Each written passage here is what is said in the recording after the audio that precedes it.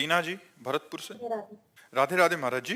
महाराज जी, एक दुविधा है, जैसे हम पूजा पाठ आरती या माला जब करते हैं तो उसी दौरान बीच में अगर कोई बाधा, किसी की आवाज देना, दरवाजे पर किसी का आना, बच्चे का रोना आए, तो हम निरंतर पूजा करते रहना चाहिए, बीच में पूजा रोककर उस नहीं, काम के लिए अपने से दोबारा? पूज्य जनाने पर पूजा रोक देनी चाहिए। ऐसे जन साधारण की बात तो अलग है।